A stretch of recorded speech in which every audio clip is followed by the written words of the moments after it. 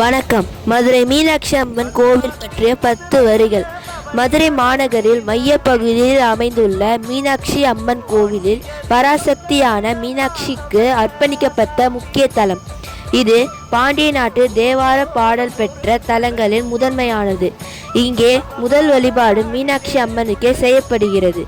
கோவில் சுமார் 65,000 சதுர மீட்டர் பரப்பளவில் பறந்து விரிந்து ஒரு சிறிய நகரம் போன்ற அமைப்பில் கொண்டுள்ளது. இக்கோவிலில் மொத்தம் 14 பிரம்மாண்டமான கோபுரங்கள் உள்ளன. இதில் தெற்கு கோபுரம் மிகவும் உயரமானது. இந்த தலம் மீனாட்சி மற்றும் சுந்தரேஸ்வரர் ஆகிய இருவருக்கும் தனித்தனி சன்னதிகளை கொண்ட இரட்டை ஆலய அமைப்பாக உள்ளது. இக்கோயிலின் ஆயிரக்கால் மண்டபம் வியக்கத்தக்க கட்டிடக்கலை நுணுக்கத்துடன் சிற்ப வேலைப்பாடுகள் கொண்ட தூண்களாக கொண்டுள்ளது. மீனாட்சி அம்மன் பாண்டிய மன்னன் உக்கிரபாண்டியனின் மகளாக அவதரித்து மதுரையை ஆட்சி செய்ததாக வரலாறு கூறுகிறது. இக்கோயிலில் அமைந்துள்ள பொற்றாமரை குளத்தில் நீராடி அம்மனை தரிசிப்பது மிகவும் சிறப்பான கருதப்படுகிறது.